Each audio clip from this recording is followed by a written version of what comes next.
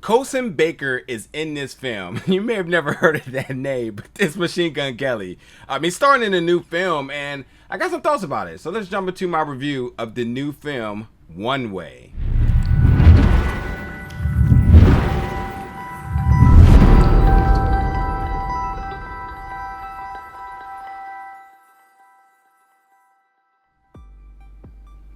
What's up, everybody, and welcome back to the channel today for another review. And today we're going to be reviewing the film One Way, which is going to be in theaters, on demand, and digital September 2nd. Now, when I saw this film was available for review, I saw the graphic, and then I saw the name. I was like, Colson Baker? Like, who's that? Which is Machine Gun Kelly's real name. He's the star of this film. I don't know why you wouldn't just go with Machine Gun Kelly here. I mean, that clearly sells, but maybe he's trying to separate the two here. But hey, he's into more acting, and for the times I've seen him acting, wasn't mad at it. He was in Project Power, I think it was. He was in Bird Boss, and yeah, he plays these very minimal roles at times, but him being the lead really had me intrigued. It also has some other names I was intrigued with. Kevin Bacon in it, and Reid, to name a few. And so I'm like, yeah, I want to see what this is about. And then the concept is very easy. He's a petty thief. He's on the run. He gets on the bus. He has a gunshot wound, and he doesn't know where to go. And he's trying to figure out eventually, which is kind of funny. It's like, if you've seen Bullet Train recently, it's kind of funny because you know how they kept trying to get off the train, and each time he got to a stop, there was some reason why he did not get off here. And it's the same thing in this. We're like, his character Freddy was trying to figure out a safe spot to get off, to get help, to get not just help for being on the run, but obviously for his health. So he's trying to figure out all these things, and it just sends the ride longer and longer and longer. He stole from somebody, so he clearly needs to, he has to avoid them, and then clearly they have a need to want to retrieve their products, their coke and their money. And like, yeah, I think he kind of bit off more than he was expecting. He's a petty thief, which they make it very clear, which means like typically that's really small things, but like when you steal organizations, really the true means of how they operate and how they bring in their money and having coke and cash, yeah, that's not really petty at all. You got bigger troubles on your hand here. And everybody around him is also falling casualty because of what he's doing, what he's done. So his friends, his accomplished, and all those folks. So yeah, it just sends him on a bus ride till he can eventually figure out what is he gonna do. On this bus ride, he meets Rachel, played by Reid. She is a younger, very, what's a good word for her? Like she has like no sense of awareness in terms of what's happening with this guy. She's just trying to get to her boyfriend. That's her whole thing. She's a young lady who's on this late night bus because she's trying to meet her boyfriend. She clearly has ran away. She doesn't have a phone. She's bothering him about using his phone. His phone's constantly blowing up because people want to know where he's at. You got folks looking to help him, but also folks looking to find him for other reasons and whatnot. She's like, hey, I need your phone. I need to like call my boyfriend, let him know I'm on the way and stuff like that. Like, very annoying, but brings a certain element to this film that I was not expecting.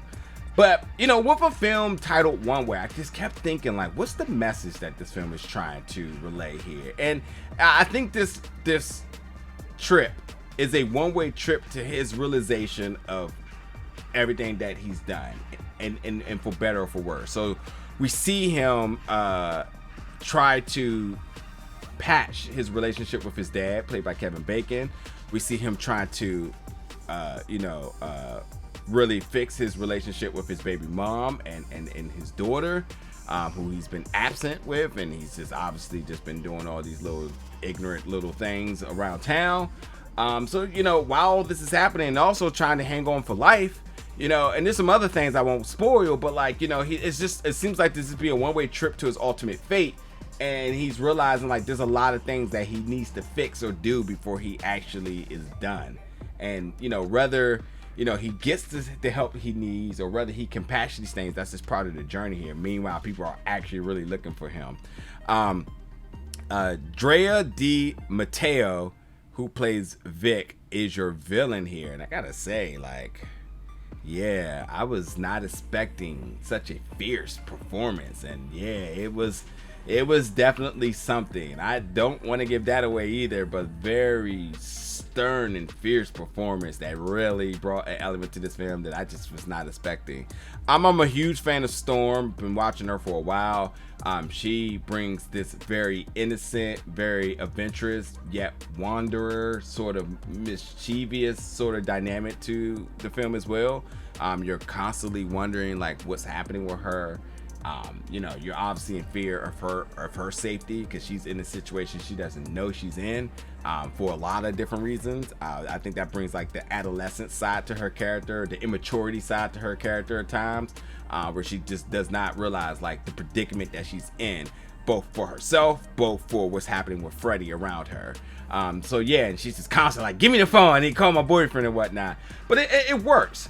And like, you know, there's action to this. It's ultimately a thriller. You know, I wasn't really in love with this film, but I was intrigued. I'm not mad at it at all. I feel like this film was not about really the events of the film, but more or less like the message within the film. And I think it does sort of have, or will have folks kind of like looking at themselves in terms of like understanding how like time isn't promised and you never know, you know, what may come left or right, and you know, it's no better time now than to try to really make things right with some of the different elements, people, or situations in your life. And I think that's sort of what the perspective Freddy is having in this is, right? Wow, you thinking like, oh, I'm out here making money and doing all this other thing, and I'm the guy, etc., etc., etc. And you just never know, man, because like this constant ride of just trying to make things right, or trying to get to safety, trying to, you know, connect with his friends so they can like complete this mission and whatnot, and understanding just how dire this situation is, where eventually you realize that maybe you're just by yourself and you got to figure this out, man, and you got to make things right on your own. You know, you got to create your own peace in this, and that's sort of, I think, is sort of the message that they're kind of navigating around. And to be honest, I'm not mad at that at all. I did not know that's the type of film I was getting. I thought I was literally just going to just get a film that was just going to be like a very, and by the way, I love the cinematography because it's at night, the low light. I think like with how the cinematography is done and just being very up close and personal with Machine Gun Kelly's character Freddy, and like you can feel his emotion.